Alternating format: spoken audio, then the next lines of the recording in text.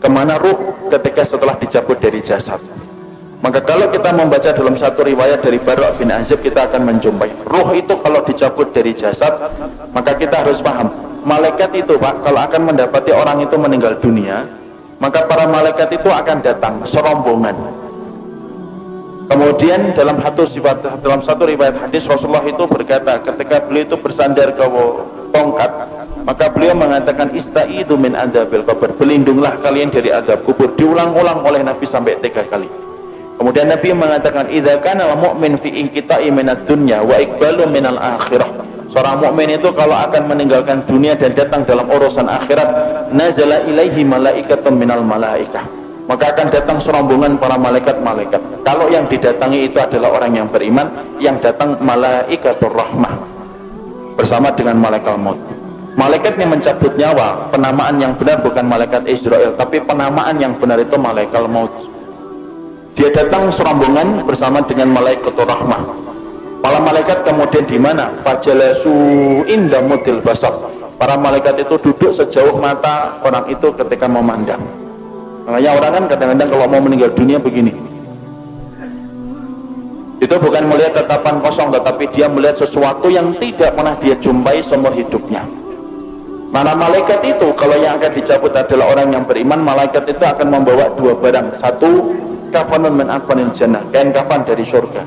2, hanutun min khunutil miski, dan yang kedua itu akan membawa minyak wangi yang diambil dari surga. Setelah kemudian duduk sejauh mata memandang, yang akan datang, yang turun 1, malaikat maut di atas kepalanya. Setelah dicabut semuanya sempurna, malaikat maut selesai tugasnya. Kemudian diserahkan kepada malaikatur rahmah. Kalau dia orang yang beriman, dibalut sama kemudian kain kafan yang diambilkan dari surga, diberikan minyak wangi dari surga. Itu loh Pak, masalah pakaian itu saking pentingnya. Ruh itu aja masih dikasih pakaian.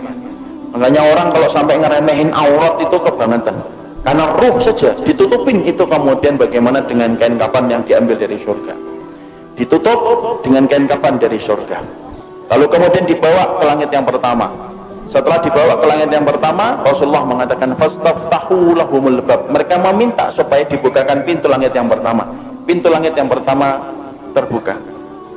Kemudian mereka memasuki pintu langit yang pertama, karena sesungguhnya langit itu ada 7 lapis. 1, 2, 3, 4, 5, 6, 7.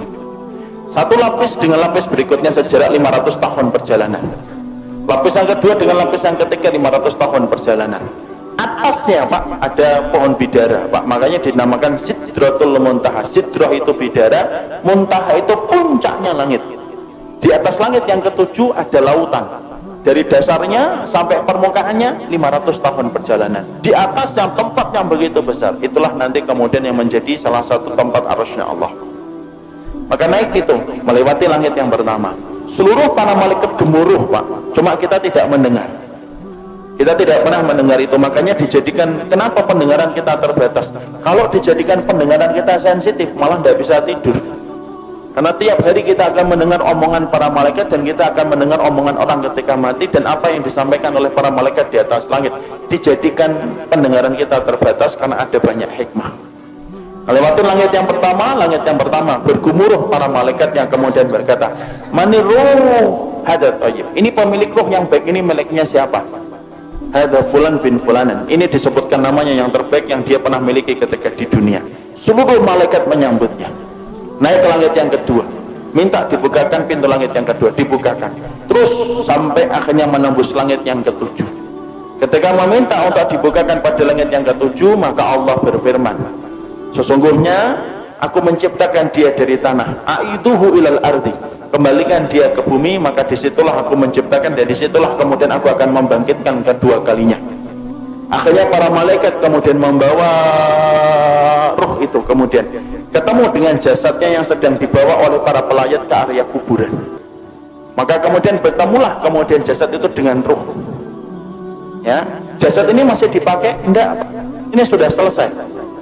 Jadi yang kita pakai ini jasad sementara saja, ini kendaraan kita di dunia.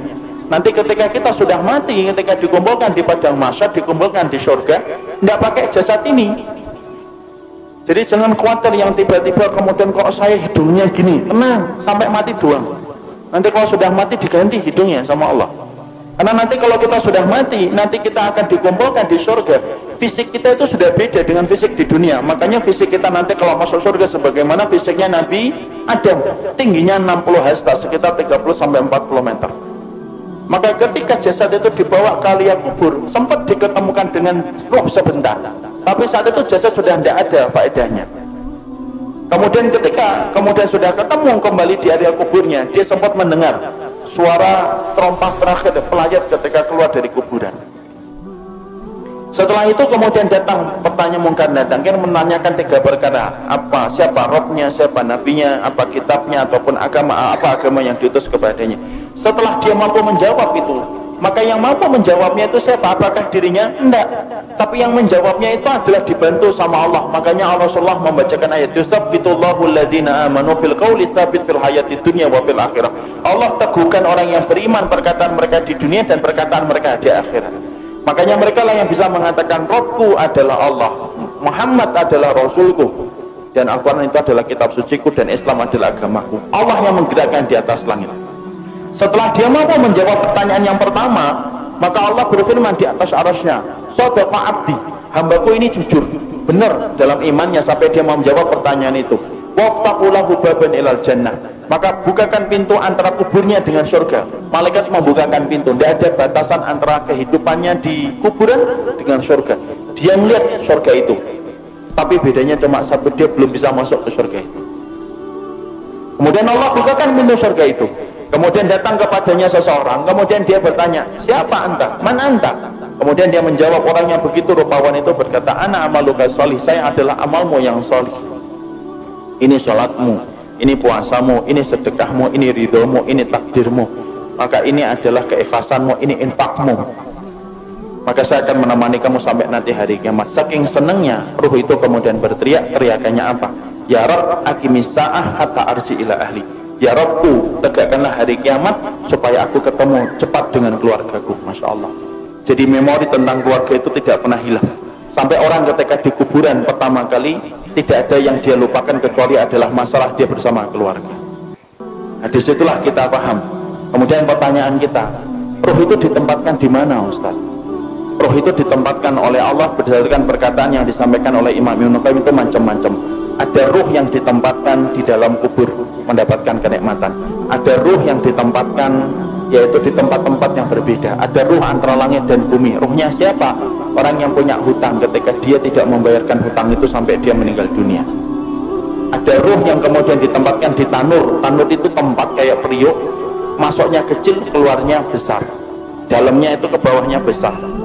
Untuk siapa tanur itu? Tempat bagi ruh mereka yang dulunya ketika di dunia berzina dan tidak bertobat sampai mati, dibakar oleh Allah selamanya sampai nanti hari kiamat itu datang.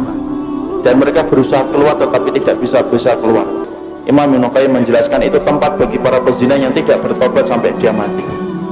Ada kemudian ruh yang ditempatkan di sungai darah. Setiap waktu kemudian dia melipir ke pinggir, kemudian dilempari batu, kemudian dia melipir lagi, dilempari batu. Siapa itu? Pemakan riba yang tidak meninggalkan ribanya.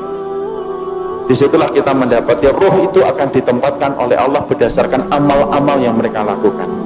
Ada enggak ruh bergentayangan? Tidak ada bergentayangan. Kayak kurang kerjaan aja bergentayangan. Karena sesungguhnya ruh itu miliknya Allah dan Allah yang menggenggamnya. Dan ini ada rumah habis mati bunuh diri, malamnya kelihatan orangnya nangis-nangis, Ustaz, itu setan. Ruh itu tidak mungkin balik, Pak. Kenapa ruh tidak mungkin balik? Karena ruh itu tempatnya di alam barzah. Dan barzah itu kenapa disebut dengan barzah? Tembok tebal yang tidak bisa ditembus itu namanya barzah. Nah, kalau ruh itu masih bisa seliweran dalam kehidupan dunia, penamaan barzah itu batal demi hukum. Karena kemudian masih bisa ditembus, makanya tidak bisa balik. Ada tembok tebal sebagaimana Allah sampaikan dalam surat Al-Mu'minun ayat yang ke-100, tidak bisa balik. Apalagi sampai kemudian balik ngeliatin anaknya, rumahnya. Ya kalau rumahnya nggak dijual, kalau rumahnya dijual kan jadinya sedih. Loh, kok sudah ganti orang ya? Karena nggak ada yang bisa balik, Pak. Makanya ruh itu semuanya ditempatkan oleh Allah berdasarkan amalan-amalan mereka, dan tidak ada ruh yang bergentayangan. Makanya kemudian kalau kita dapatin ada tempat-tempat, ada orang mati bunuh diri kok kelihatan ada hantunya, itu bukan ruh, tapi itu setan yang mencari celah dan kesempatan supaya dia itu ditakutin. Kenapa setan itu senang untuk menakuti manusia? Karena setan tahu syirik itu mulainya pertama kali ketika takut. Orang kalau sudah takut maka cenderung gampang untuk melakukan syirik. Kalau sudah syirik nyebar kemenyan. Kalau sudah syirik dia akan kemudian korban di situ, di tempat yang dia takutin. Kalau sudah takut dia akan lewat sambil mengatakan, "Kula nuwun Mbah, ngapunten, lewat Mbah." Lewat. Itu kemudian mulainya dari ketakutan. Makanya kemudian tidak ada ruh yang bergentayangan, itu tidak ada. Yang ada itu apa? Setan.